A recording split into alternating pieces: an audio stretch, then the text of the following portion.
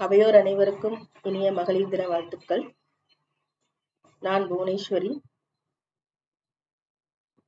மங்கையராய் பிறப்பதற்கே நல்ல மாதவம் செய்திட வேண்டும் அம்மா என்பது கவிமணி தேசிய விநாயகத்தின் கூற்று. மாதவம் செய்த பிறப்புதான் இன்றளவும் சமூகத்தில் போராடி கொண்டிருக்கிறது. அடுப்பூதும் பெண்களுக்கு படிப்பதற்கு என்று அடக்கி வைத்தான். 6 அறிவை அடக்கி வைத்தான். அவர்களால் எட்டாத அறிவினை பெண்கள் எட்டிவிடக் கூடாது என்று முடக்கி வைத்தான். தன்னால் முடியாது, தான் வரைவிலப்பட்டவன் என்று பெண்ணே உள்ளுணர்வாக உணரும் வகையில் பெண்கள் அடக்கி வைக்கப்பட்டிருந்தனர். பின்னாளில் தனக்குத்தானே விளங்கிட்டு பெண் என்னால் எதுவும் முடியாது என்ற சூழலில் தள்ளப்பட்டார். இன்றளவு பார்க்கையில் பெண் ஏன் அடிமையானாள் என்று சிந்திக்கையில் அவள் அடங்கியிருப்பது சுற்றத்தார்க்கு மட்டுமல்ல, தனக்குத்தானே விளங்கிட்டு தன்னை பூட்டிக் கொண்டாள் தன் குடும்பத்திற்காக.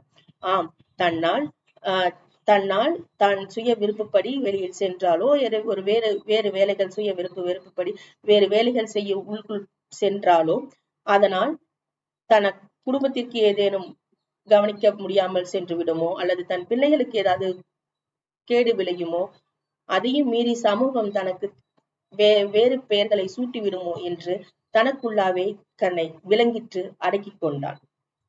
பட்டங்கள் ஆள்வதும் சட்டங்கள் செய்வதும் பாரினி பெண்கள் நடத்த வந்தோம், இங்கே எட்டும் அறிவினில் ஆணுக்கு இங்கே பெண் இளைப்பிள்ளைக்கான் என்று கும்மியடி என்று பாரதியார் கூறினார்.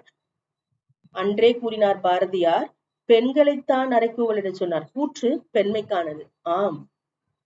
ஆணுக்கு இங்கே பெண் இளைத்தவள் இல்லை என்று பெண்ணை கூட சொன்னான். காரணம், பெண் தனக்கான விலங்கினை தானே உடைத்தெறியாவிட்டால் அவளால் சாதிக்க முடியாது என்று அறைகூவலிட்டான் பாரதி. தன்னுடைய விலங்கை எடைத்தெறிந்து உனக்கு நான் சளைப்பில்லை என்று கூறுவது பெண் சாதிக்க தூண்டுவது. பெண் தன் விலங்கை தானே உடைத்தெறிய வேண்டும் என்பதே பாரதி கண்ட புதுமை பெண்.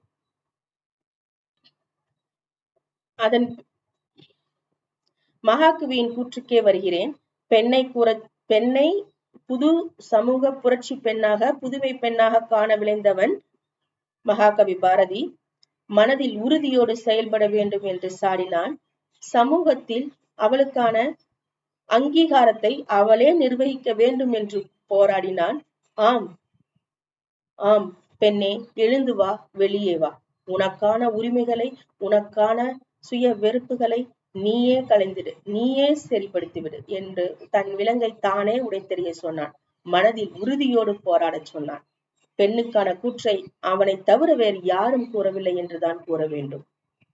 அச்சமில்லை, அச்சமில்லை, அச்சம் என்பதில்லையே. இச்சகத்தில் உள்ளோர் எல்லாம் எதிர்த்து நின்ற போதிலும் அச்சமில்லை, அச்சமில்லை, அச்சமில்லை என்று வெளியே வா பெண்ணே, வெளியே வா. உன் விலங்குகளை தடை தெரிந்து வெளியே வா. வணக்கம்.